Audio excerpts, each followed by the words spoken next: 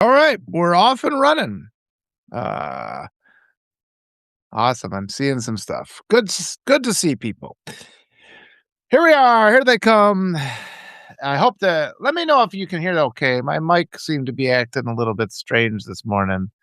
Let me just check here how my levels are good. I guess the levels are good. It appears up there. So we should be fine. Good to see you guys.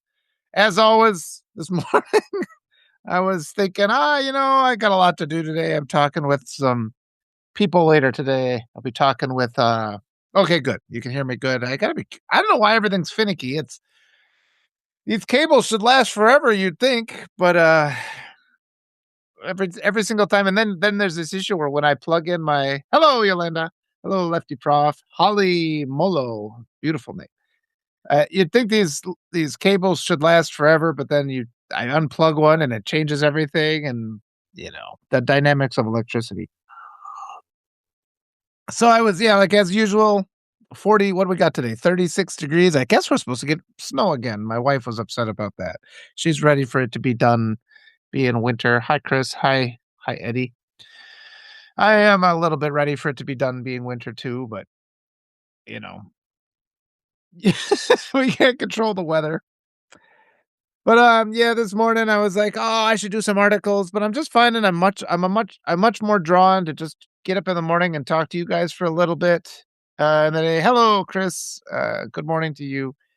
It's just kind of fun to just touch base for a second, and it's I yesterday I had this meeting with Robert Dana and Lacey, and I just wanted to talk to okay, what does Lefty say? I had the windows open here. Yeah. Well, good for you. 85 degrees, good for you. Yeah, much more John. So yesterday I was talking to Robert Dan and Lacey, and because I just wanted to touch base with him because I know he's had challenging projects that he's managed, and I've just felt really exhausted lately. And I was asking him, it's like, because I was like, how does this look from the other side of this screen? Because it feels like I'm kind of in a manic state a lot. I'll just kind of kick it over and just not even, I'll compose thoughts.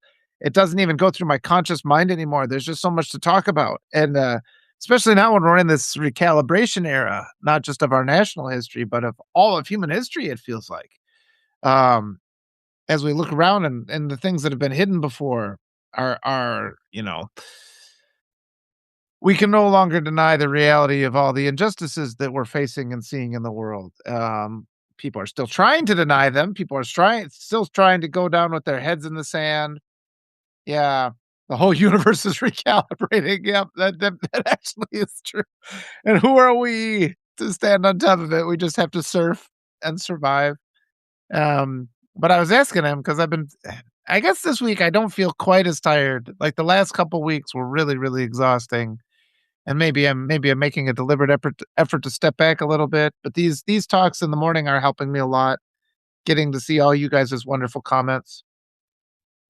And yesterday too, in the evening. Well, anyway, I want to say I was talking with Bob, and he gave me some pointers about what we can do going forward, and just kind of focus stuff a little bit more. Yeah, the time changed, but yeah. Lefty Press says it certainly feels that way. I feel like I'm on a tilt-a-whirl. Yeah, and I know.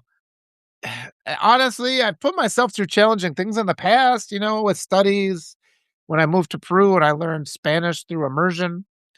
And what we're going through right now is just and raising kids and just all these things that we do in our lives. And what we're going through right now has been just really physically exhausting.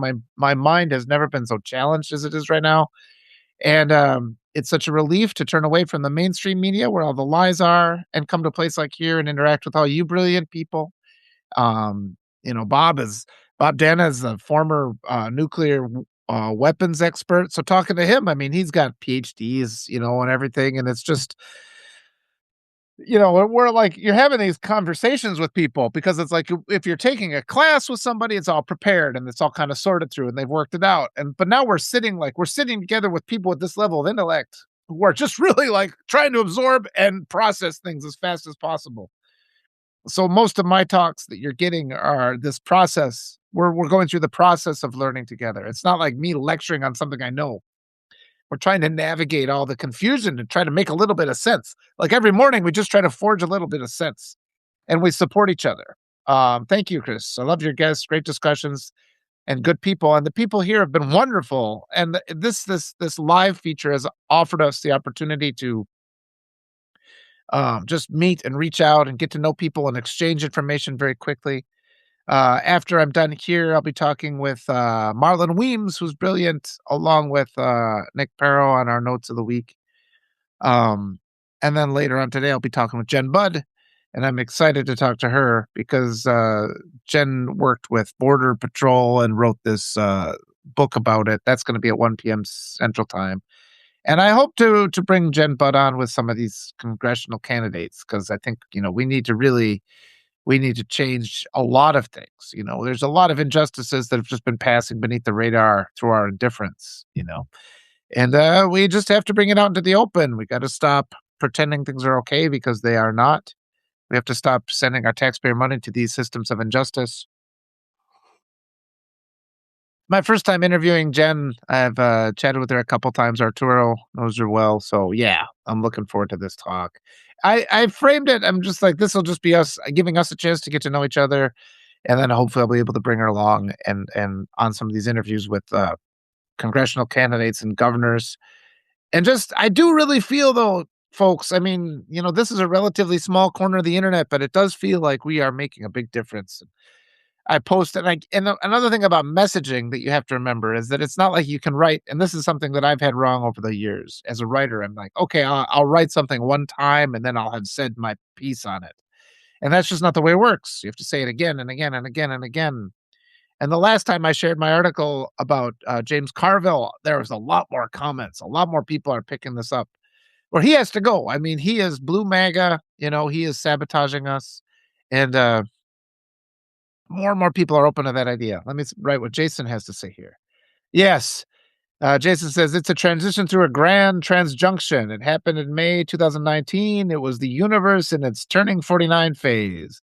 Everyone thinks 50 is the big one, but multiplying the wrong numbers, it's 7 cycles of 7 cycles in a grand cycle. The ending of one grand, the beginning of another is a grand transjunction. Water current and saying, who are we? The grand scheme of things. That's why it's global adjustments we're experiencing. Everyone is confusing for everyone. Everything is confusing for everyone. And it's like, because I tend to be more of a science guy, but geez, I mean, that does certainly seem to line up with what we're going through right now, like some pretty massive restructuring and recalibration. And oh, great. Lefty Prof says, I'm putting together a reel of James Carville spouting his nonsense. Thank you. I need something like that to link. And please, everybody, I'm your resource. We're all in this together, folks. We're all in it together. And anything you guys can think to put together and share, I mean, it's like a lot of times people write me and they're like, you should do an article on this. And it's like, well, I mean, if it's an idea, if it's your passion about it, write it. It's like that moment of, and I'll share it and I'll link to it and I'll use it. And we'll all rise together as the idea, because it's like, I do run out of energy and, you guys fortify that a lot. But yeah, over the weekend or yesterday, I just wanted to say my daughter had a basketball game. And so I was able to bring both my daughters and watch this game. My eldest finished another one of her portraits that somebody had asked for, which I think is wonderful. It was beautiful. I'll be sharing that later on. And, yeah, we do just have to appreciate those moments. My daughter, their team won. It was supposed to be the toughest game they played, but they're undefeated so far. And, you know, I just love it. I love the team. I love watching those girls play. I've been watching them since 3rd grade or whatever. So it's just fun. They're getting so big. Let me see what Jason says. I was told to be by my medicine woman during the sacred prayer ceremony in 2018. She told me this was coming. When I was in Peru, I went out to the jungle and I sat down with a shaman, just, like put my skepticism aside and talk to this guy. And it was a really good meeting. And it's one of those things where it's like, it is useful. He had a lot of insight and it was fun to talk to him. And I just think these alternative kind of places, my wife is really into that too. It's kind of a thing in Peru, the whole, you know, seeing the future. There's people that have a really tremendous compassion. You come across them and they can give you good advice. So yes, lots of hands make easy work, says Lefty Prof. Sacred Pipe, 6:30 in the morning. You're up early. Some phrase. Good morning, Judith. Good to see you. Yeah, the shamans in Peru. And he had some good insight. He knew he's like, you got friends all over the world, and he said a lot of things that were true. And I wrote a story about that. I should share that at one point. But all right, he's not really up. He's laying in bed listening, so that's good too. But I wanted to say, I mean, one of the things I wanted to bring on today was because yesterday was Lawrence Winterman's birthday on the Daily Whatever. No, his name wasn't Manu. What was it? I can't remember what his name was. I can't remember if he told us his name. Anyway, yesterday was Lawrence Winterman's birthday, and actually there was a bunch of my Substack friends who had birthdays yesterday. I didn't realize it was their birthday, or I would have done more for them. But on Saturday, I think it was, Dana reached out to me, and I was the first guest on the Daily Whatever. I saw them, and I'd known Dana from her work on Medium. So I saw their show and I'm like, hey, you guys want a guest? I'll jump on. And at that time, I had more following because I'd been on Substack longer, which really is all. And they were just kind of delighted by that. So I came on and talked with them, and it was so much fun. Lefty Prof says, I'm going to Tennessee to see my grandson this weekend. I get to drive Blue Ridge Parkway. Oh, yes. Just being in the car and doing a road trip is so good for the soul. I used to do that at least once a year. Get out and just, it's funny because the first half hour you're driving, you're still kind of agitated. Then you kind of settle in, and then it becomes the long ride. But anyway, yes, with Lawrence and Dana, it being Lawrence's birthday, Dana sent me this note. Says, "Hey, can you send a note for Lawrence and I'll read it?" I'm like, "Oh, that'll be fun." High neurodivergent, and I just kind of like the. So my mind started going, like this is kind of nice, and it is fun to just like put everything aside and just do something kind of silly. And I get a little bit mischievous when it comes to things like this. And so I thought, okay, I'm gonna write Lawrence a poem, like a ridiculous poem. And I was imagining how this was gonna work because I know what Lawrence is like, and it's kind of fun where uh, people get put on the spot, and I kind of anticipated that he'd be a little uncomfortable by it, even though we're like, you sit here, and everybody is going to come up and tell you that we love you, and I was kind of in my mind going through this how he was going to get, and I thought, okay, how many of those can you sit through? There's going to be moments of tension that you need to break, right? So I wrote Dana. It's 3 pages long. What I ended up writing because I could sit down and just crank out stuff.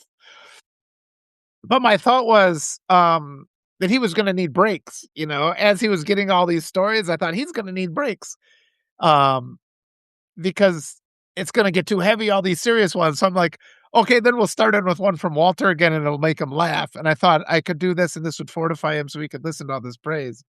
Well, what ended up happening was that it got to be too much pretty early, so they read the first one of mine, and then, I read a couple more, and then they eventually kind of pulled away from the celebration. He's just like, "I don't like." He's like, "This is lovely. This is the greatest thing ever," but I'm, because he was getting just like kind of overwhelmed, which was understandable.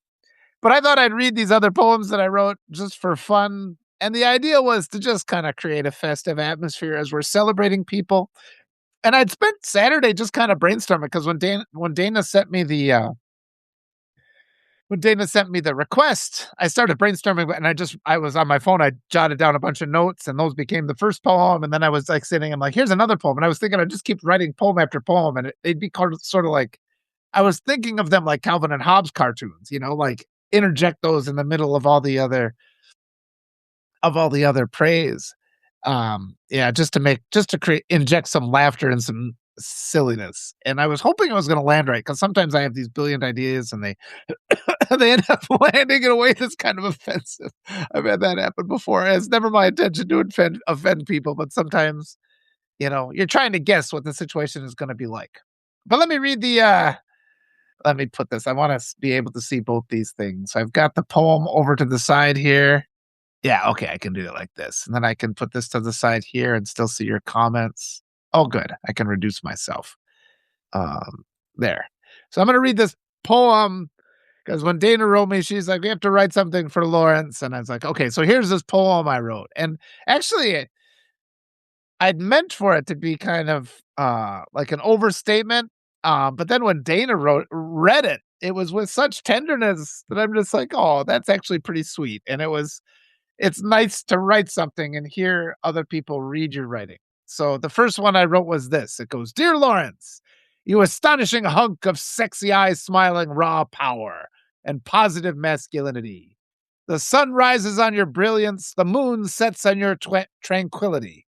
You are the friend and protector of poets and lovers and mothers and the marginalized and the vulnerable, fearless, courageous, unwavering, undeterred, fierce warrior of justice, sweet angel of mercy.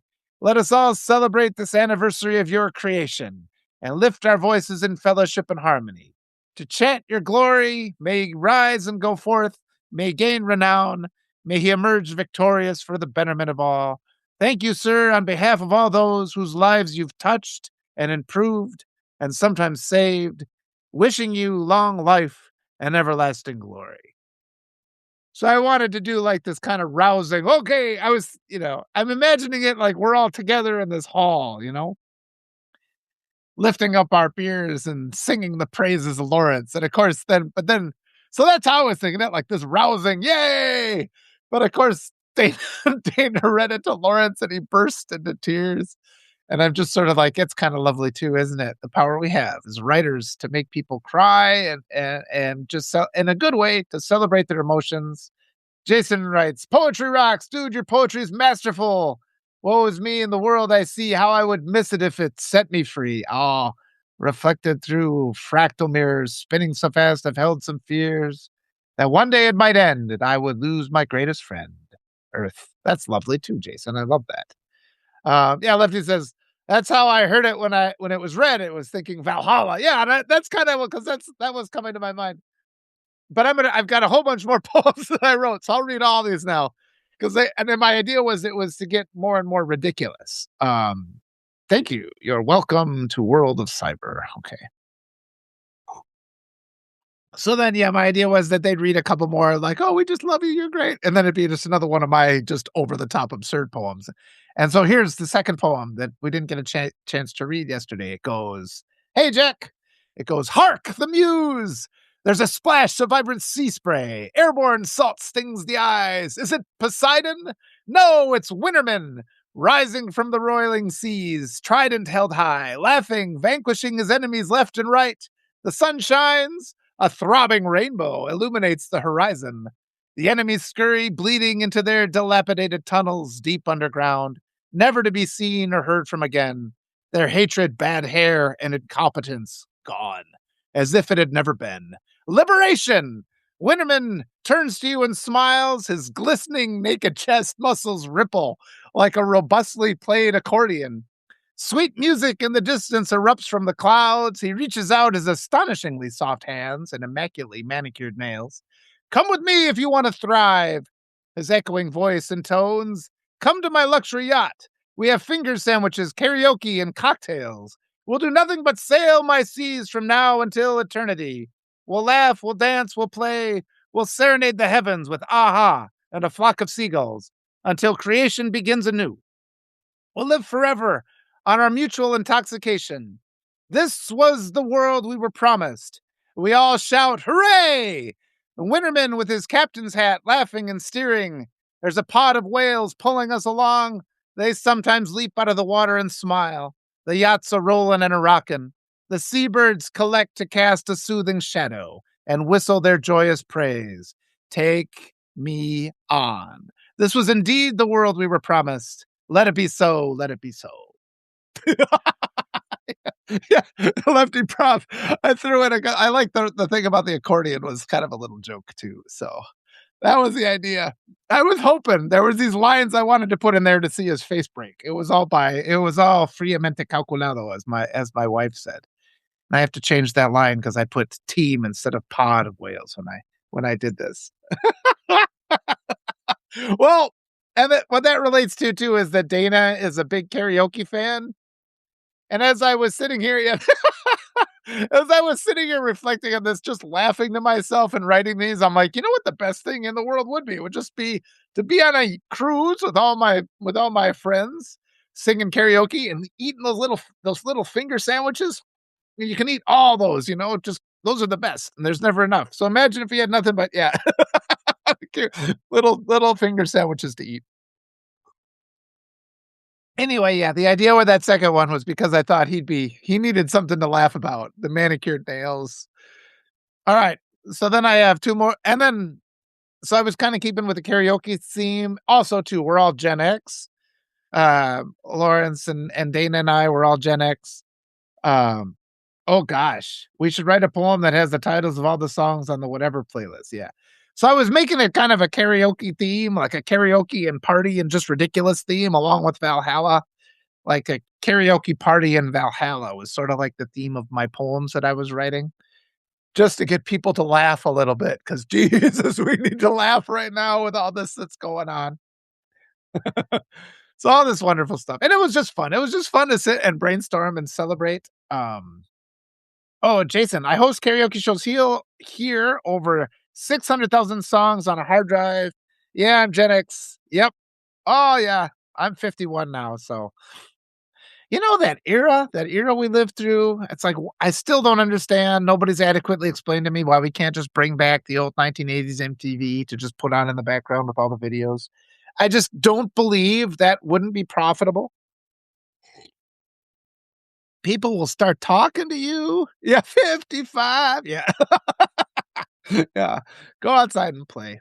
But yeah, it's like people you'll say, "Why can't we just have old MTV with all the videos?" "Hey, Peter Murphy's here." And people will just give you this BS about this and that, and just like, "You're lying to me." People would watch that, you know? There it's impossible that it wouldn't be popular. Good, Murphy. I'm glad you're still alive. I hope you have not seen any violence or destruction in your area. I will celebrate Murphy one of these days too. When we have a day to celebrate Murphy, let me know and I'll write you poems too. I'll write you some silly poems. But let me read. So you'll recognize the third one because I started writing it like the end by the Doors. So here's the third the third poem I wrote for Lawrence. It goes, Lawrence Winterman awoke before dawn. He put his glittery tennis shoes on. He took a hat from the fantastic gallery and he skipped on down the hall. He went to the room where his sister Dana lived. Then he went to the room where his buddy Walter lived. Then he grabbed his condiments holster and he skipped on down the hall. He sent out messages with pigeons and he sent out messages with letters. He sent out messages with smoke signals, and he invited all the good people to the hall, and he fired up the grill, and he pointed lasers at the disco ball, and all the great people from Substack arrived. There were burgers and mixed drinks, the ones that glowed with tiny little umbrellas. There were jello shots and fancy ice cream samplers. For one and all, it was a royal rumpus. The world shook with joy and laughter. It was a barbecue on Mount Olympus, a worthy celebration fit for the morning talk show gods. Yeah, I wonder what he would ask. Yeah, condiments. You're picking up all the lines I put in. Those are my little word bombs that I threw in there. Think about the accordion and the throbbing rainbow. Yeah, it's all designed to get some laughs. So yeah, this is what you get from me if you request. Well, sometimes if I'm near a computer and it gets my brain working. Yeah, from Valhalla to Mount Olympus, same similar theme, but we just have to have celebrations for our friends. Yeah, this is what you get from me. I was having fun with this. I was just sitting there, doing these things. So I've got one last poem that I wrote, and these are all on their webpage.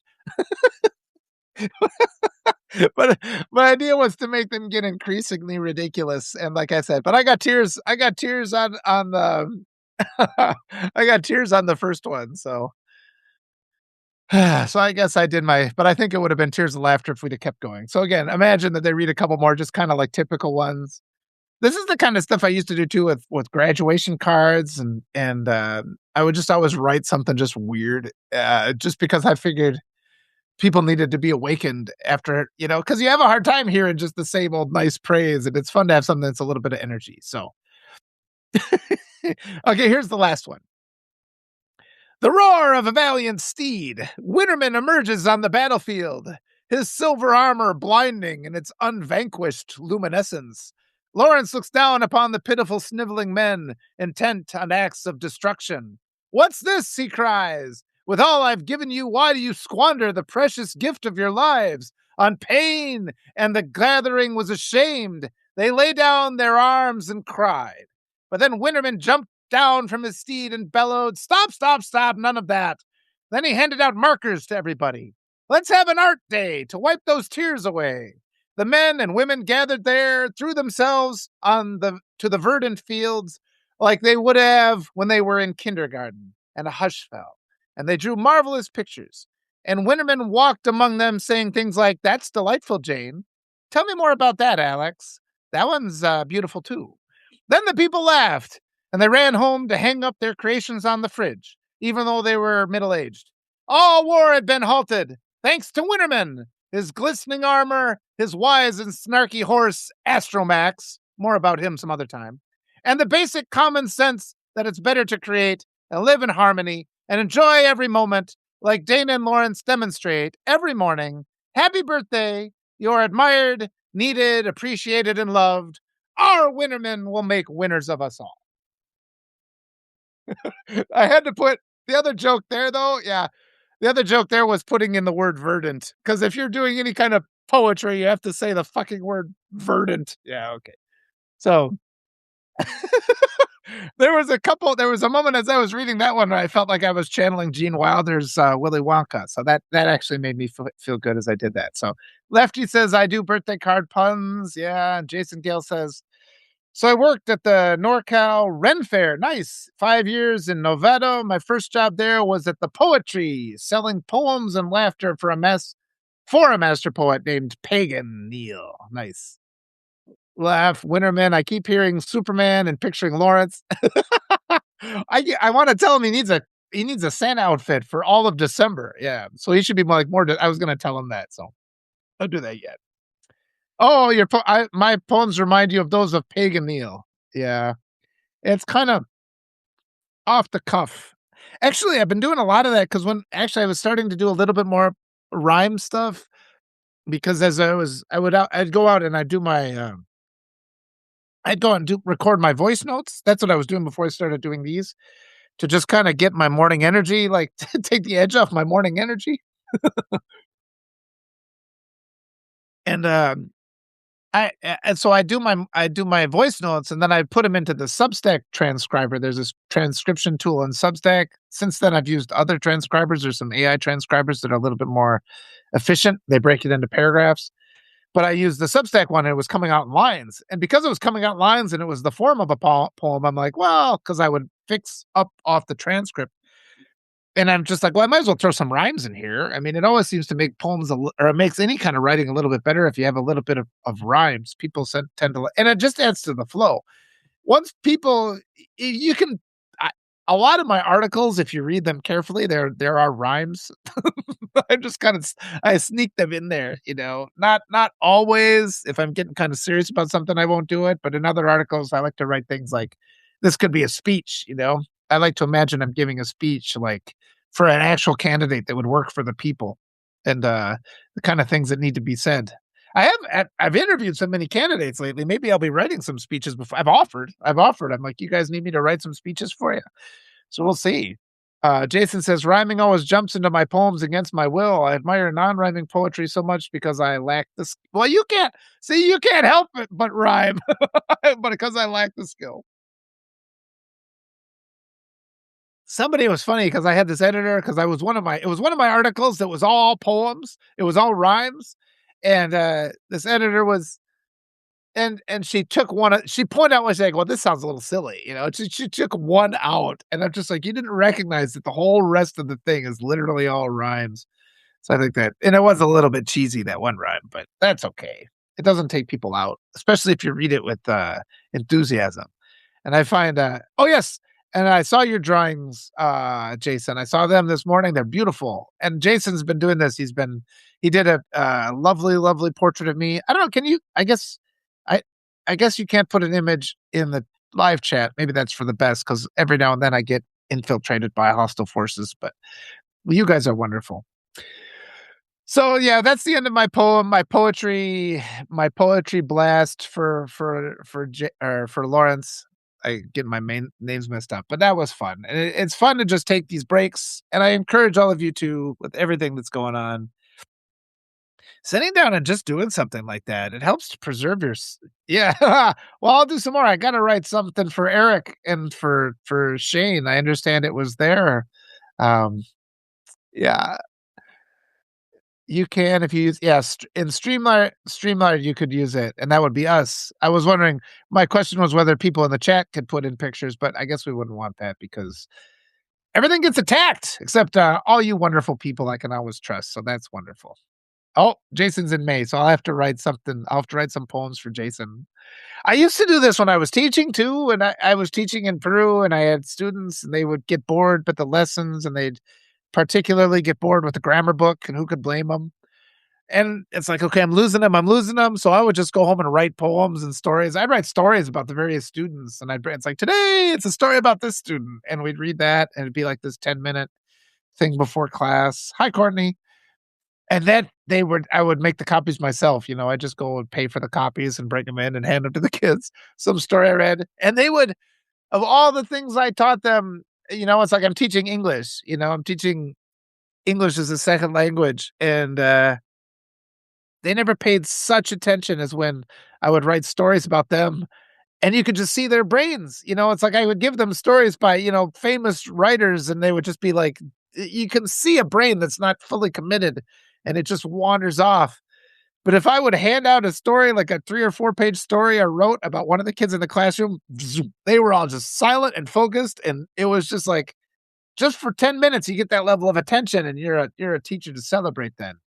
Yeah, everybody gets bored with grammar books. I mean, they're so awful, and I would always write my own examples with just horrible things and use the kids' names as the examples, and yeah, yeah, absolutely. Oh, yeah, and it was so much fun. I should dig up some of those. I wonder if I still have them somewhere. I probably do. And I what was it? They had me. I had them describe me, and so they described me as having a patch eye and like a hook for a hand. So I would always do that. Then I'd draw myself on the board with my patch for an eye and my hook for a hand. And then I had Pete the Pirate because the grammar books are so awful. So I would always use Pete the Pirate to be like a supplementary level, supplementary lesson for the kids, and they like the Pete the Pirate stories. Yeah. Oh, man. Well, like I said, it's good to see all you guys this morning. It's good to do these things and to celebrate a little bit. I think you can jump on, where were they say on Gen X? I think they did have all those poems that I wrote if you want to read them again. I actually made some quick edits as I was reading. Um, Neurodivergent says, I hate grammar, but I had fun in an ACE grammar for TESOL because my instructor used music and movie lines. Nice. I thought about doing that. I thought I'd do there was a time when I thought it'd be funny to do like Darth Vader teaches English and to do just like lessons of like Spanish to English, but only lines that Darth Vader spoke so that you can repeat. Cause a lot of there's a lot of people that are such big Star Wars fans, like my wife's brother. He's got the whole dialogue of Star Wars memorized. 'Cause he was such a Star Wars fan. So it's like that's his English. And actually I was doing the same thing because I went to Peru when the prequels came out. So I was watching the prequels in Spanish to pick up words like sable de luz, which is like super important. Yeah, search your feelings. Jason says, what could possibly get through this trap situation of them having full control? Yeah. You know what, Jason? That's a nice pivot because I think that's something that's critical for us to understand. And any kind of authoritarian system like we were talking about yesterday, like with V for Vendetta. Did anybody go and watch that yesterday after I talked about it yesterday? Lefty Prof was gonna go watch it. Um, that fear and the weakness of them. I wrote a really good article this morning. I hope you all get a chance to look at it. It was reflections. Oh, did you, Courtney? What were your thoughts, Courtney, after watching it last night? I was just laughing watching V for Vendetta. So Neurodivergent says one of my professors made a Yoda corpus for corpus linguistics. Oh my gosh. Using Yoda to teach grammar. Actually, one of my a girl I dated in college was from Austria, and she she had never seen Star Wars, so we were watching The Empire Strikes Back. She's like, "Oh, there's the character with the inverted syntax." I thought that was a weird thing for her to say. Uh, oh, Lefty Prof said, "I found it, haven't watched it." Okay, Jason Gale says, "George Lucas grew up in my hometown. Dated my friend's aunt in high school." Wow. We should have her on, to talk about young George Lucas. Courtney says, "Some of the parallels to current state were frankly alarming." Yeah. Well, yes, Court, isn't that stunning? It's point, point, point, point, and just the lies, and, like, when you're watching V for Vendetta, well, you're watching V for Vendetta, and instantly the government's trying just they control the entire mechanism of, just information, and everything that happens instantly, it's pumped through the television, and it's with lies, and you can see the people just resistant to it, but also, like, not really knowing what to do. Yeah, oh gosh, Jack. Well, what made me laugh, because I was just laughing so hard, especially because he comes out and he alliterates for, like, 5 minutes straight, but he's so goofy, and he's like he's a vicious killer, because of course that's gotta be in there, V for Vendetta is. But he's sorta like he's dropping all these literary allusions all the time, and it's like he's this really pissed off English teacher. And I think in a way, because my kids were kinda looking at me, because then he's like there's a scene where he's making breakfast and he's like humming and singing to himself, and my kids looked at me like, "Daddy, that's what you do." Like, because every morning I'm just like, I would and one of the other things I've found in life is that you can program the people around you. Hi, cat. You can program people by singing. Like, if you're singing songs incessantly, like annoying songs like I do, and it's always, like, comical stuff and, like, goofy rhymes. Yeah, pissed off English teacher, and, don't understand, yeah, English teacher, well, it's because, and he's so right in V for Vendetta, I can make people cry. I can write a poem, and somebody can read that person, and that person will cry. That's a lot of power. I mean, cry happy tears.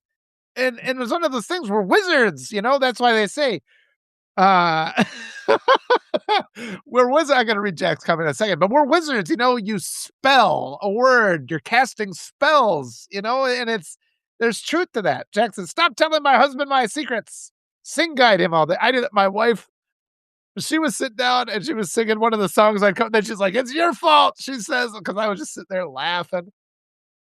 Jason Gale says, "Oh, we're back to Star Wars. The original 3 were the best Star Wars premiered in our town a day earlier than everywhere else."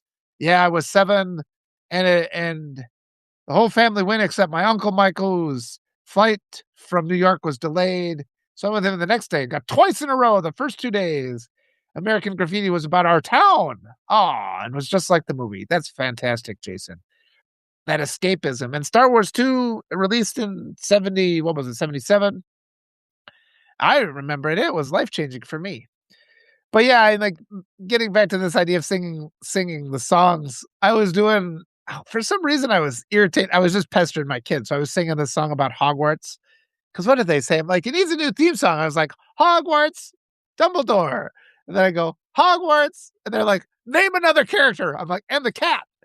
I would do this. So then another time, like months later, because I was singing this all the time.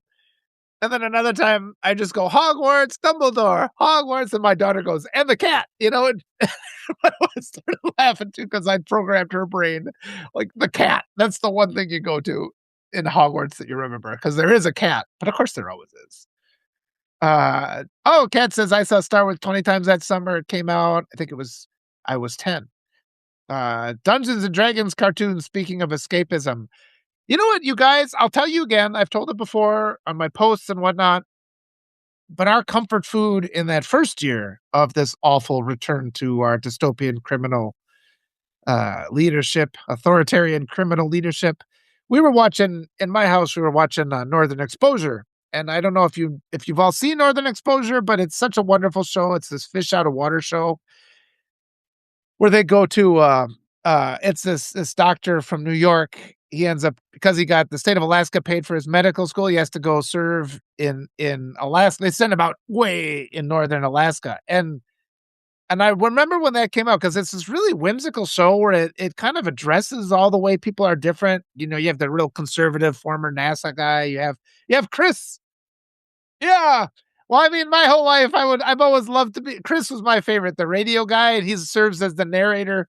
Joel is the name, Joel Fleischman, and Chris served as the narrator for the show. So he's this radio guy, and he would just sit in the morning. Oh, watch it again. It'll make you feel so good. And it was such a lifeline when I was because it was when I was in high school is when it originally came out, and then in 2009 when I moved here with my wife from Peru, we were watching it again because it was like he had to live out in the middle of nowhere. My wife was feeling she was identifying so much with the character because he's like, "Ah, it's a raccoon in my room." Ah, and like the snow and he's like wearing this jacket like he can't and my wife would just cry with laughter watching the show because she's like, I identify so much with Joel. And but it's just such a sweet show too. There's a oh well, Fargo is brutal and Northern Exposure is just really sweet. I guess I haven't seen the TV show version of Fargo, but watch it again. I watched it all the way through with my kids, and that's another show where it's like you get they talk about the film Gaslight in that. They talk about gaslighting, and it's sort of like it's everything you remember. If you got to teach, if you got a degree in literature, they make these references to all this important artwork. But there's one. Let me see. What is neurodivergent? I hope someone who isn't a bigot introduces something more popular. Yeah, we'll get there. I've got neurodivergent. I've got 10 fantasy books that I've written for my kids about fairies. And my only rule when I was writing that book was that I made every character be a woman, unless there was like some reason, like some overwhelming reason for them not to be a woman. But I did that, and it was actually as much for me, just because, like, to overcome my own unconscious biases, and just like, okay, let- let's just work. And I'm trying to understand my kids' positions on things too. But I have this whole set of books, so I think it'll be a good set of books someday to put out to the world. It's written all through these hard times when like dystopian reality was right in our faces, and I needed escape. So hopefully that'll be a good thing. But yeah, go back to there's an episode of Northern Exposure. If you watch no other episode, watch one called Soulmates, like Seoul, South SEOU. Is that how you spell it? Seoul, South Korea, where the character who's the conservative bigot, he finds out he has a son from when he was stationed in Korea. And he's having a really hard time because he's racist. And he talks to Chris, the morning television show guy. And there's such this sweet scene because it doesn't lecture, and he's just standing there, he's like, I wish, and he just makes this open statement about how racist he is. And Chris says, well, the thing about racism is that it's learned. He's like, well, so what? He's like, well, you can unlearn it. And that was their comment on racism. And it was just, you know, it's like so perfect because it was just so sweet. That's all you have to do. Just unlearn your racism. And there's so much watching that show too that they do a lot of these the First Nations celebrations for holidays and for Christmas and things like that. And even watching it now, all these years later, I was watching it like, geez, there would be such a reaction to that now. People would get so incensed. Although so much of what we're dealing with right now is not of human origin. That's such an important thing to recognize. I'm at the point, I don't know how other people, because I spend all my days are just bathing in words. And there's times I'll get emails from people and I'll just read 2 words and I'll realize somebody's in distress and then to pay attention. And it's just like I don't know what it's like for people that don't spend as much time just looking at words all day long. Maybe they don't see the things I see, but so much of what's out there is just not sincere and it's not real. And I mean, I hope I'm not AI generated. I don't think AI can do this. I hope I look natural. And AI is getting better, but you can still pretty much tell if something is an AI generated image and it makes you get all creepy. But the more and more we get to community and, some people have been saying don't do the podcasts and everything, but I feel this community. I feel you guys. This is a real community. This is a real connection. You are real people. I recognize it in your comments, and the opportunity to interact versus just me sitting here lecturing and screaming and getting mad about things is how we continue to build and get better, and we'll just engage each other. And we're having a lot of power. It is having an impact. Let me scroll down here. Yeah. Fargo-esque. the Pendragon series about to come out as a movie, I hear. Interesting. Um, Neurodivergent says, "Gotta take the dogs out, then go to the laundromat." All right, gotta walk those dogs. My dog, sometimes when I get animated, he goes upstairs. He gets tired of listening to me. I don't usually share my birthday. I figure that's one of the habits I've got. Thank you though, Jason. But let's just make it April. How about April Fool's Day? Let's celebrate my birthday on April Fool's Day. How about that? I yeah, I've always been pretty paranoid. I just and this maybe is not, this shows my age, but I never like anytime I've jumped onto a web page and they've asked for my birthday, I never give a real birthday. I never have once have. And I'll sign up. I've signed up for a lot of things with just fake names, like just it's just habit now.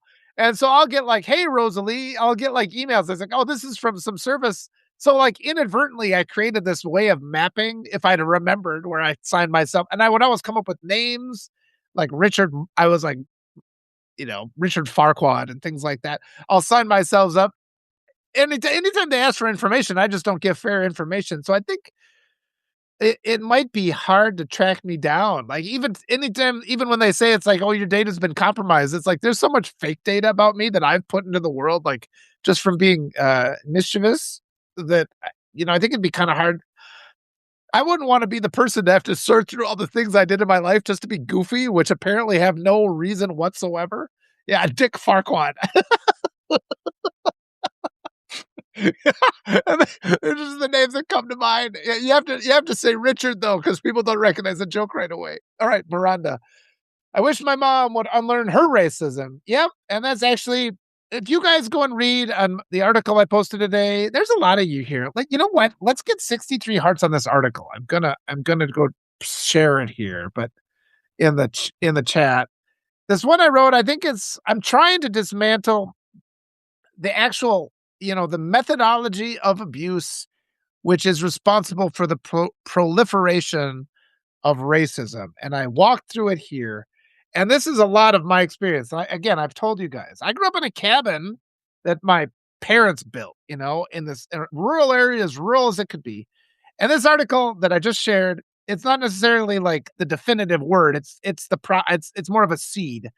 Yeah, Louis Cyphier. Yeah, that's Angel Heart. Jason just mentioned.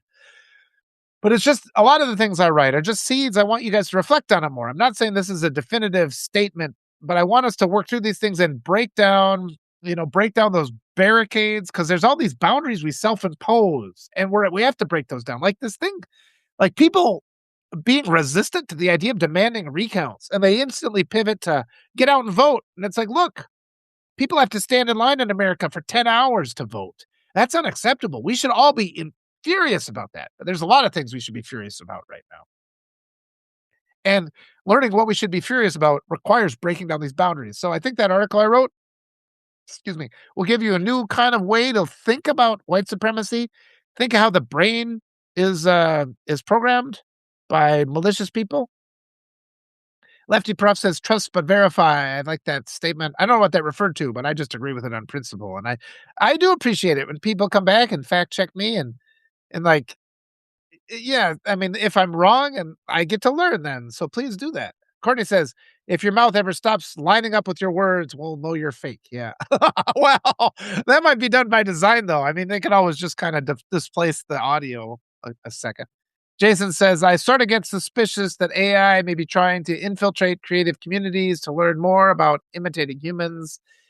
Yeah, the technology, it's not quite there yet. I don't know.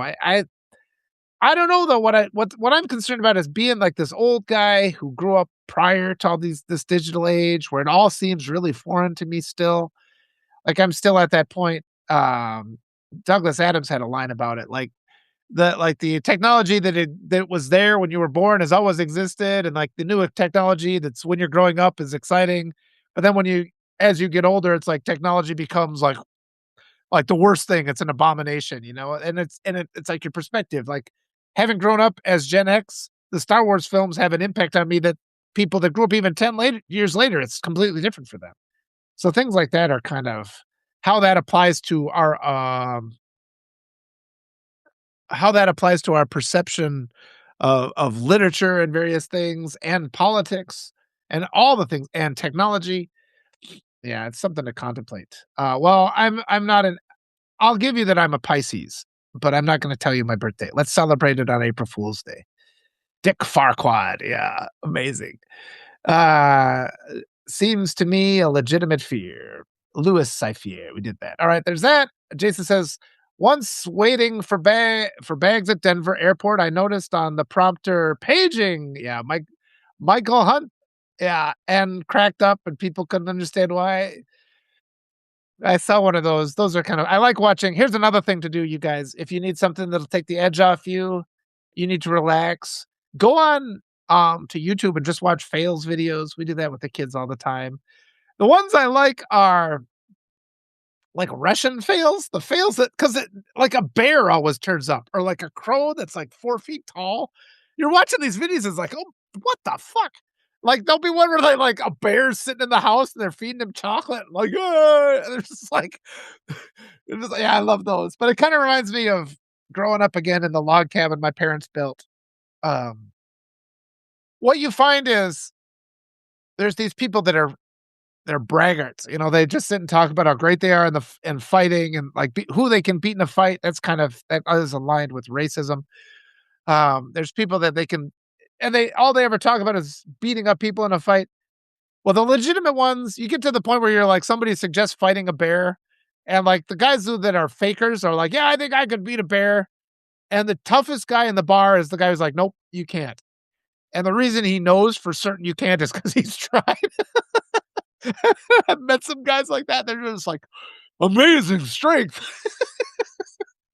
He's trying to wrestle a bear. I don't know. I kind of like those people. I tend to have, my wife always says these people, I discover people like that. I gravitate to them. There's a sixth sense, or I'll walk into a weird bar in the middle of nowhere and like, oh, here's the guy I'm going to sit down and talk to. And it's the guy who's wrestled a bear.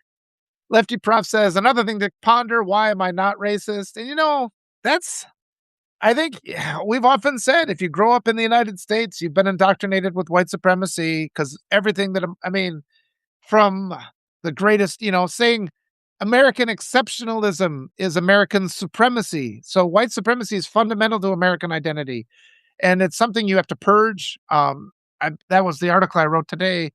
I should say that again since I brought it up again. Seriously, let's see the restacks on that one. That's a really important article, I think. I want people to contemplate it because and it was in association with that conversation I had with that poor woman who is teaching for the first time in a rural area, and she just couldn't believe how awful it was. And it was only when she started reading my article, she's like, "Holy shit." Because I've talked about it a lot and people just don't want to hear it, you know. Particularly the elites, the guys living in who have lived in blue cities and blue states their whole life, and they're the ones who bitch about how nobody comes out to vote, and but they never do anything to ensure that people don't have to wait in line for 20 hours to go and vote. And so it's just that recalibration of the reality of what people face. And right now we have this opportunity to exchange ideas with each other and to just kind of express what people really are going through. So Kat says, if you pay taxes and have a social security number, you should be able to walk up and vote. Yes, it's total bullshit cheating. And the fact that that's not an issue and we blame the victims all the time. We always blame the victims, and I always say we can't forget in 2020, the voters gave the Democrats everything they need to stop what's going on right now. They gave them that power. And we do have to have accountability. We do have to have accountability for the DNC that failed to stand up and defend Kamala's election, which was stolen from her. And let's just stop pretending that this administration didn't cheat, because all they ever do is cheat. They're liars, they're cheaters, they're criminals, they're murderers, they're child rapists, they're abusers. And, we have to break through all these walls in our own thinking that prevent us from speaking the truth as we see it. So Hippy Dippy says, we are real, emotionally available, humble humanists, thinkers, empaths, helpers, and we are present. And thank you for being here, because we need you guys so much. I just feel the love on this platform. Jason says, self-aware AI already have their Prev social platform. Really? They have their own social platform with only AI where humans aren't allowed, no humans allowed. That's all we need. Yeah. All right. Dave Underwood said, "How can we be racist when none of us had a choice in which ways we were born?" Yeah, well, and that's right there because there are no races. Race doesn't exist. It's a lie. It's a construct. And but I mean, yeah, people are indoctrinated, and just the ways that kids are indoctrinated in the United States, the cruel ways that they're deprived of the ability to grow and to have healthy, safe relationships. It's something we have to address. And I keep thinking, that Lisa Hamlin's been saying it's the down ballot votes that are the most important. And then we have this Democratic establishment that often lets Republicans win seats unopposed. And I read an article they're mad because people are running as independents in red states and the Democrats are mad about it. And it's like, don't waste your energy. Support them. Don't waste your energy telling people, they any threat to their control, they get really upset, even if it would benefit the people. And we just have to, do something about Blue MAGA. We have to keep talking about that. Huzzah for Gen X, says Miranda. Yes. Lefty says, hippie, yes. These lives provide very human experience, not tech ones. Yes, it's unique. And being able to read your comments, I really do appreciate it. Leaving the liminal. Okay. Lovely. I like this trippy hippie. Yes. AI fails. Oh God. Yeah. I haven't seen those yet. I mean, like AI comes up. Oh man. Uh, the AI generated Pixar movies are clever, but not that funny. Really? Are they entirely AI generated Pixar movies? I don't know if I've seen them. Yeah. Yeah, USA now has corporate supremacy, but it is, go watch V for Vendetta, like I said, and it's just the fragility of these authoritarian mindsets. They're so weak. My proposal in that article I just shared is that, our real mistake is, I mean, you have to provoke in white supremacists, you have to provoke that narcissistic collapse. You aren't going to get through to them by, listening to them and allowing them to spew their nonsense because they've all indoctrinated themselves and proved themselves not to. They're only there to disrupt and destroy, and nothing about what they do is serious. They're forces of chaos. White supremacists are, and we have to treat them as such. We have to change our strategy for how we address them. And even now, the media continues to treat the president and this whole administration as if they treat them with legitimacy. They need to be mocked every single time they speak and they say something because they can't speak one word without lying. And like, even waiting for them to finish a sentence when they've already spoken 7 lies. And it's funny, you'll watch as they continue to speak, they'll presume one lie, add another lie, and conclude a third lie, and then we're tempted to, like, only address the third lie, which normalizes the first 2. And this rhetorical tactic has been going on for 25 years, and still people haven't figured it out. So we have to do something. We have to change our strategies and approaches to this. We have to demand recounts in the 2024 election and find who was guilty of voter fraud. All right, Jason Gale says, I know someone who went to the Yukon tracker and fought a grizzly, killed it, ate it, and turned its coat into a part of his sanctuary. Well, did he fight him with a gun or with I'm talking about people like wrestling bears, wrestling a grizzly. I mean, the people I knew only wrestled black bears, so wrestling a grizzly would be a bridge too far. He's the calmest person. Oh yeah, but he told me the whole story. It was his rite of passage. Oof. Lefty says, yes, I agree. Is every human racist even outside the U.S.? I reserve the word racist for situations where there are unequal power dynamics. Yes, absolutely.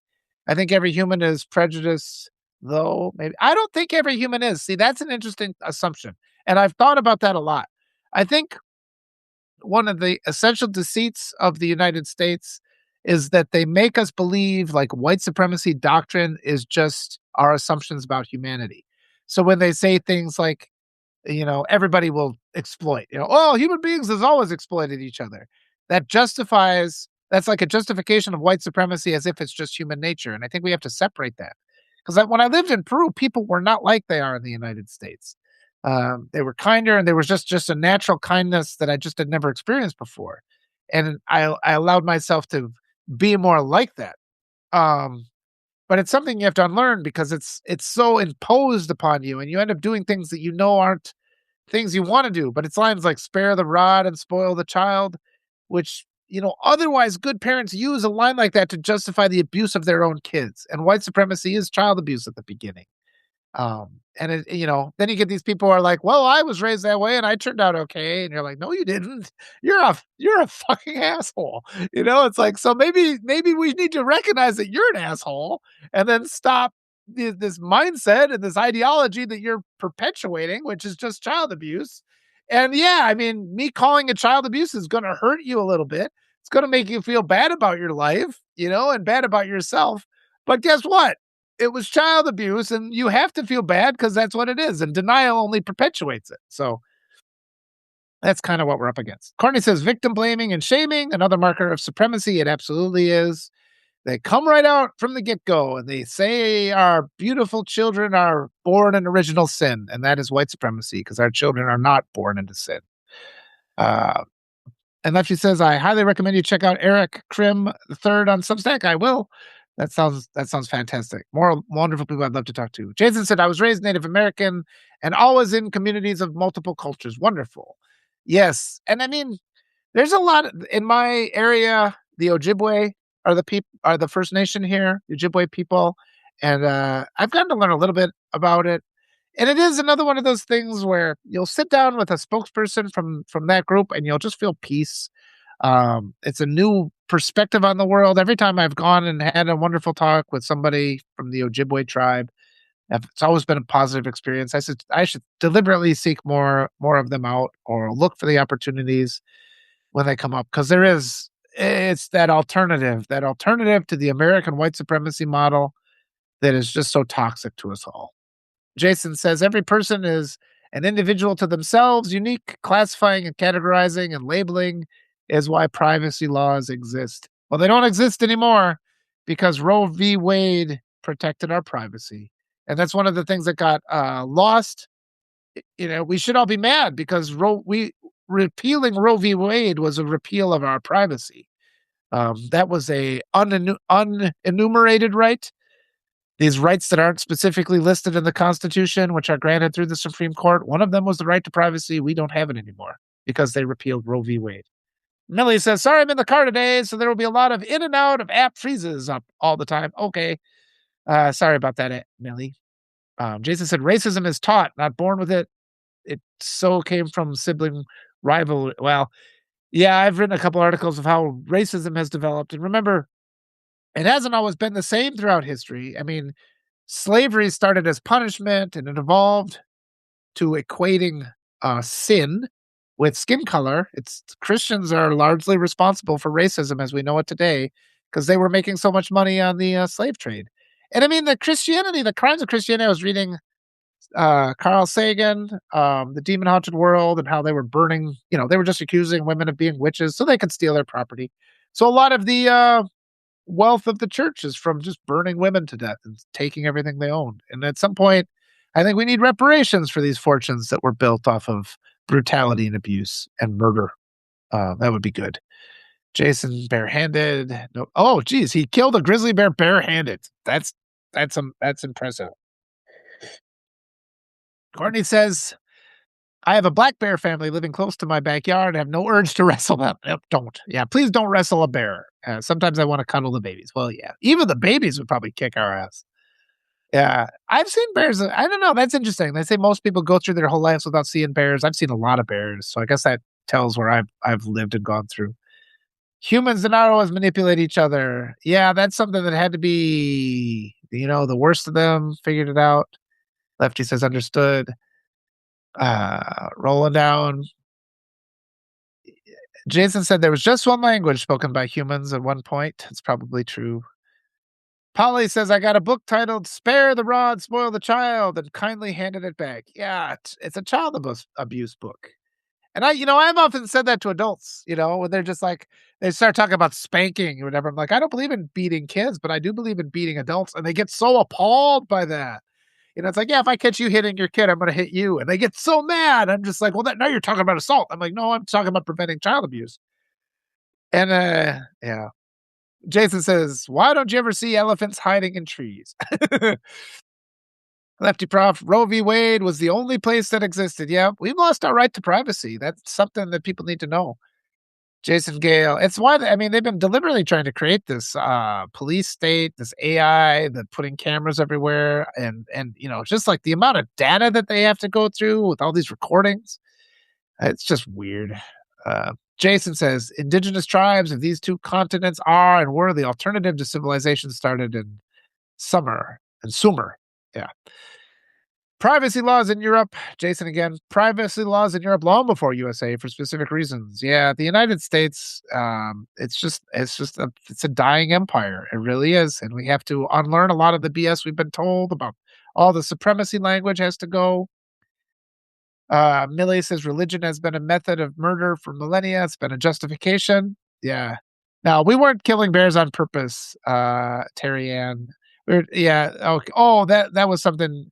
Yeah, that was Jason's story. It was something different. We'd been talking about how people try to wrestle bears. And you're right. I agree. That's not okay to kill bears. Lefty, got to go earn some shekels. Have a wonderful day. Okay, bye, Lefty. And I'm going to be heading off in a second too. Yeah, I wouldn't want to kill a bear. Yeah, no.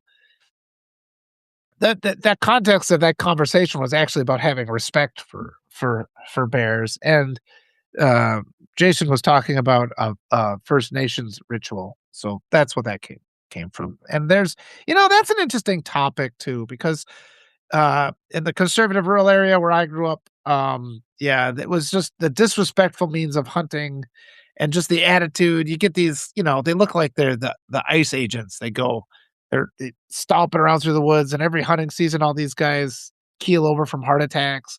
And it's like, there's just no reverence for taking a life. And I mean, there's places, it can be done respectfully, in the needs. I mean, if you have if to put an animal down, like a dog or something, you have to put your dog to sleep. And it's like, there's a way that it can be done where it's like, okay, the dog is in pain and this is what we have to do, and it's not going to survive this. And you can hold the animal and you can treat it with love and compassion. And it's a moment where we weep and we respect life. So there's that. And it's just like the hunting culture in the United States is something, yeah, the hunting culture in the United States is so awful. But yeah, Terry, I appreciate that you brought up that uh that that thought, and it's something that has bothered me. Um, Reflecting on it, because so much of my life, you lived with that within this hunting culture that was just deliberately disrespectful. It's like, why do you have to be like that? Why can't you just look at it from this different avenue and have just a little bit more respect? Oh boy. We're getting news about, okay, who knows? Yeah, I'm not gonna read that because we haven't verified that bit of news yet because it's early morning yet. Oh, all right, Jason says, "I wouldn't kill a bear either. I saw my uncle wrestle one in, Yosemite, and that came out of my cousins and my tent during Native American education summer camp in Yosemite. My uncle was a 400-pound full-blood, uh, Cherokee. That bear got thrown and took off fast as it could get scared." Okay. Miranda says, "I'm a vet tech, and the humane and euthanasia is the most loving way to say goodbye." Yeah, and that's hard. It's always a hard moment. Who somebody just had posted about it. They were all sitting together with their doggy. That was Elizabeth, I think, was writing about it, or the dog was on her lap in those moments. And it's just, and it's one of those things in the article I wrote for today. I mean, that's a good segue. I'll post it in because in the culture I grew up, you'd have this thing where they would just kind of deliberately, you separate the farm animals from like the pets, and you tried to break. I mean, part of the farm culture was just breaking the humanity of these kids. And they'd always do these things where they'd raise it, you'd hand them a piglet or a calf, and they'd raise that and then take it to the fair and they'd try to win a prize. And then the animal that they raised would be slaughtered.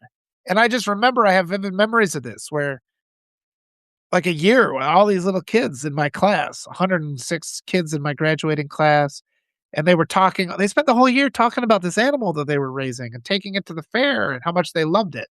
And then they would come in after the animal was sacrificed or slaughtered, and they were just zombies. Something had been stolen from them. And I think that's a lot of this mechanism of white supremacy, where they do this to kids so young and they just steal their compassion and they steal their integrity and they steal their basic humanity. And then the next year, then they learn not to be attached to the calf that they're raising for the fair because it's so painful. But that leaks out into their interactions with other people. And I think people need to understand the percent of America, because people are still wondering, why is it that 30% of the country can still support this horrific regime? And it's because they've been through that horrible abuse where they were taught and pressured to just not forge those strong and loving relationships. I've been thinking about that a lot. And I mean, I was on a farm, but I wasn't on a dairy farm, so I was spared that. But I wouldn't have been able to. I would have had a hard time with that. I don't know if I could have. I mean, if I'd been subjected to that when thank you, Jack. Jack says I'm spot on. If I'd been, in third grade and I raised an animal that I loved and had it killed, I don't know who I'd be. And so this is the place where because I get as frustrated with MAGA as anybody else, But if you look past the adult to the abuses suffered by the child, that's an avenue to understanding. And also they bluster, but they are people in deep, deep pain. But this is why too, I say we need to do the narcissistic collapse. You have to push them into narcissistic collapse because they built this thing in their mind where they justify these appalling abuses. And it's all built on the fact that they prevent, and society enables them. We say things like, this will make people feel bad about themselves. Well, if you are in a place where your worldview is so contorted that you inflict pain, you do need to feel bad about yourself. And we have to push that. And we have to stop enabling the white supremacists. All right, let me keep going through here. Yeah, it should be. Terry says killing of an animal should be respectful. All life should be respected. Plant life, too. Everything should be respected. We need to practice kindness and empathy. The absence of those qualities, why our world is so screwed up. And we deliberately, I would say, mutilate young people, particularly in rural areas. They have their empathy mutilated. And it's by culture. And it's by the white supremacy indoctrination. I think that's our issue.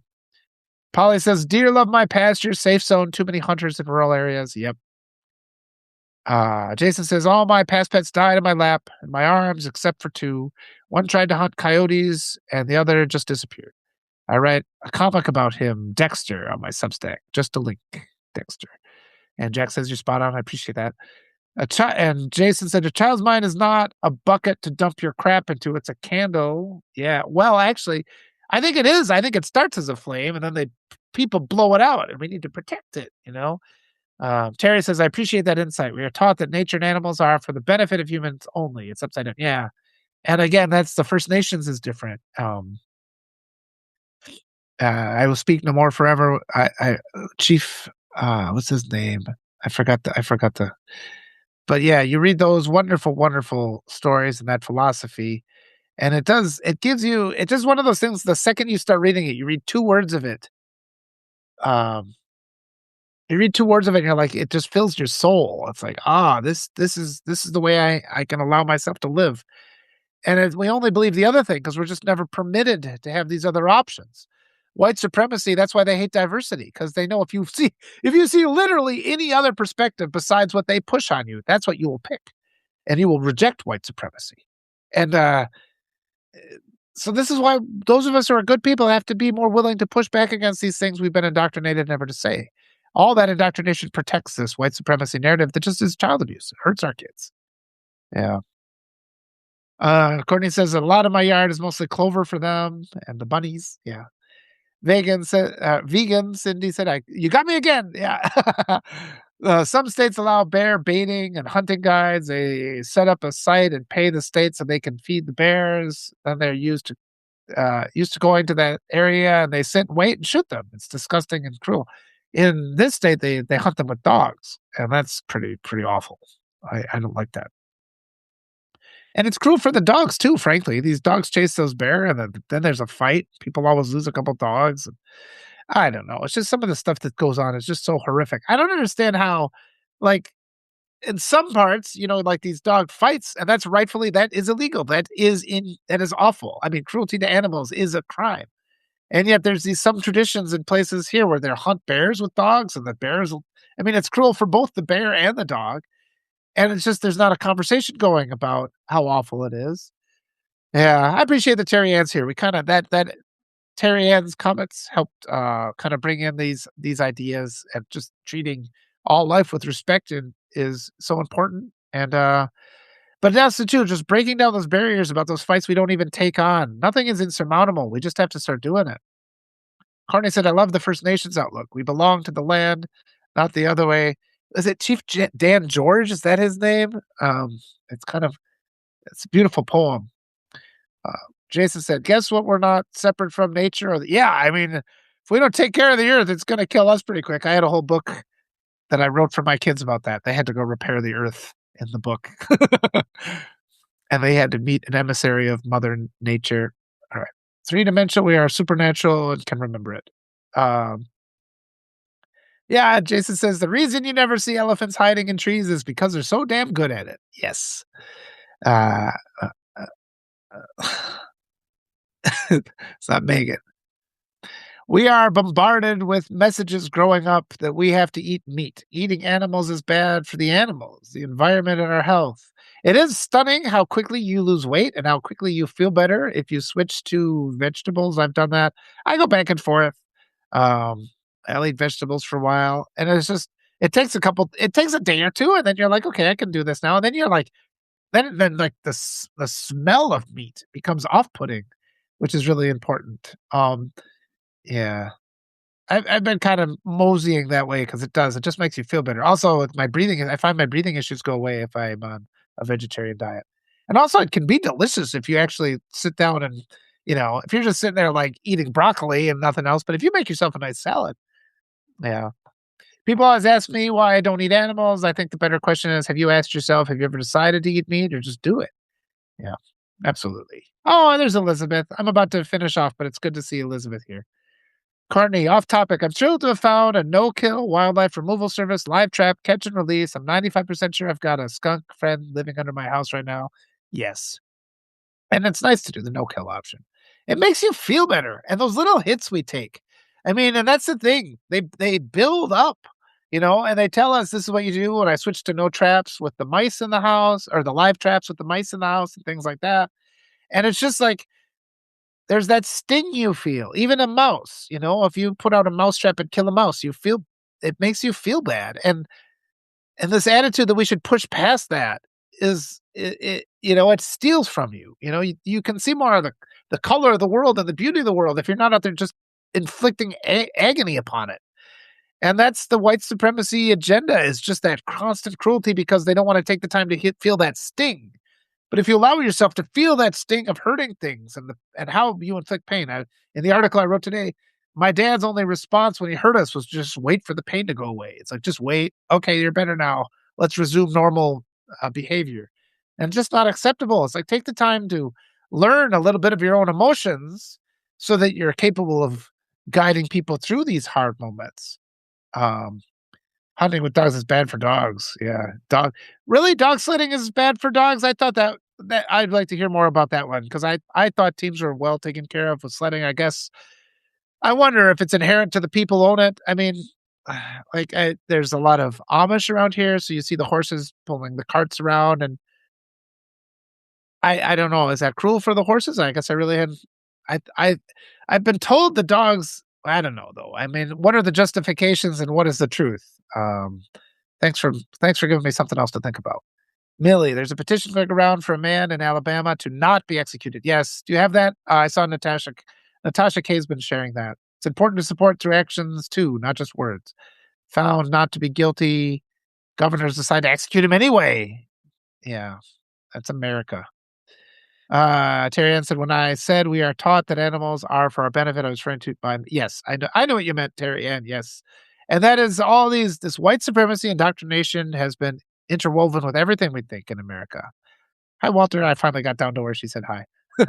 And it's what we have to push back. And that white supremacy indoctrination of kids is something really important.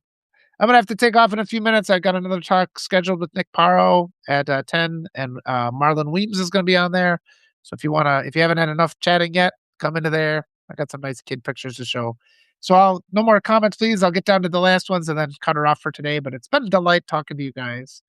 Yeah, animals. We were talking, Elizabeth. You had that moving post about your fur baby the other day, and it was just I was thinking about that. I just appreciate and I remember the dogs that I've lost throughout the years. They're with you forever. Those little and in the book that I wrote for my kids, I started writing this book for them when we just got our puppy. So the puppy is a main character. And I often think what it's going to be like to revisit those books in 20 years, when he's gone. And so much of how they think of the dog comes from these stories, and so much of the story was influenced was how the dog was acting and behaving at that time. So, yeah, I mean, it's like, and I often say, like, my dad's philosophy on it was, and he was just so indoctrinated with this, where he wasn't able to form strong relationships. And his saying was, what's the point of getting a dog? You fall in love with it, and then the dog dies, and you feel sad. And that's the same thing. That is the white supremacy mindset in a nutshell. They tell you not to form strong relationships because then you risk losing them and you feel sad. But then they spend the whole of their lives being upset because they don't have strong relationships and nobody appreciates them. And they're chasing awards, meaningless awards, because they've never achieved anything, and they're putting their name on other people's accomplishments. It's not a serious ideology. Miranda says, my friend has been relocating prairie dogs for many years due to construction. Oh, that's that's nice. You do what we can. I remember walking with my mom one time and all these worms were out because of the rain, and we were just shoveling the worms back into the soil so they'd survive. Jason says 7 Arrows is Plains tribes oral teachings passed down shaman to shaman. They'll ask members know it as well, ask all members of it, out into writing so as not to be lost upon future generations who have become more and more into technology instead of oral history. It's a book. Yes, and these wonderful languages that are being lost are things that have to be preserved. All my traps are painless life traps. I'm not killing them for trying to stay warm. Yes, it makes you feel better. Elizabeth says, I hate hurting animals. All I want to do is snorkel and dive. Yeah. Just a little act of kindness every day. You always feel so much better. And those little acts inflicting pain always makes you feel worse. You wouldn't think this would be hard. I'd like to learn more about the sledding too and the workhorses. Okay. There's the petition. Oh, thank you so much. There's the petition. I'll save that again. I'll share that again. Sign this petition so this innocent man doesn't get executed. Thank you. Uh, Anne says the Amish don't take great care of the horses. Many end up in sanctuary in pretty tough condition. Yeah. Well, I suppose there's exceptions to that, and some end up, but yeah, it's a hard life if you're a workhorse, I'm sure. Miranda says my standard poodle came from an Amish puppy mill. He was tortured, weighed 32 pounds, hair matted and long. He's now 60 pounds. Well, thank you for rescuing that puppy. Good. Yeah. Oh, Nick's gonna love that portrait. It was beautiful. Jason did a portrait of Nick. He did one of me too. I appreciate that. Uh, Anne says you'll read stories of sled dogs dying from exertion. It's cruel. Yeah. Uh, Elizabeth says, yeah, my Tyson baby. Now we have bird friends and fish friends in addition to our 2 dogs. And yeah, those dogs live on forever. They're in our hearts forever. Really important. Anne says, be kind to all animals and creatures of this world. Yeah, kindness. Kindness is free. Holding doors. There's no point in just cruelty for the sake of cruelty. Silvertail foxes. This is Jason. Silvertail foxes are cool and platypi. Jason says, Walter, your poetry is epic. Please keep writing more. Okay, I will. And Jason, see you in the next world. Well, or in the next live. And that's actually a good place to end because I got 15 minutes. My voice starts going on. I'll go refill up my coffee cup. As always, I love you guys. I like these little morning chats as we just kind of cover a lot of ground and try to forget about the dystopian reality. Keep supporting each other. Keep coming back. Oh, hi, Daedra. Daedra's coming tomorrow. Go read that article I posted today, Daedra. That'll influence our. Here, I can share that again. That'll influence our discussion as I'm trying to work through this problem of how we can stop white supremacy indoctrination. Thank you, Elizabeth. But I'm about to head off. In a few minutes, I'll be talking with Nick Paro and Marlon Weems. So that'll be a good talk. Marlon's brilliant. I'm always just so flattered with brilliant people like Elizabeth and Daedra and Jason and all you wonderful people that were here. Decide to spend a few minutes with me in the morning. I hope you all feel better. We're going to get through this together. Go watch V for Vendetta. I would like to hear some people because it just really did sort it out, and it made me feel better because it just kinda exposed just the fragility of this authoritarian movement and all authoritarian movements. Thank you. I keep now my mind's all messed up. Vegan Cindy, thank you. I can't say the name right, but, it says, "We need to keep hope alive." Beautiful article, Walter. Thank you for writing. Thank you, Chris, for reading. And the more we know about what we're up against, the more we accept the reality of what we're up against, the more we allow ourselves to take appropriate action, the closer we get to our ultimate victory, which is what it is inevitable. The human race is going to overcome this authoritarian movement. We just have to accelerate that process. And it happens with wonderful communities like this. So yeah, please watch V for Vendetta. If it makes you feel better, write about it. I want to hear what you have to say. And so often the comments you leave give me insights, or it's stuff that's lingering around my perception that I hadn't put into words yet. And it helps so much. We're learning so much right now about how to create a better world, the right world. We're seeing the problems that have been allowed to linger far too long. And we're going to overcome them. So thank you all for being here. I appreciate you all. Love to you all. And yep, catch me in 15 minutes with Nick. We are going to rise together. Catch me with Deidre tomorrow and Will at 10 a.m. Central. I'll probably jump on here and talk in the morning too, because I just like talking to you guys. But that's it for now. Thanks again. Love you all. We'll rise together and see you in a little bit.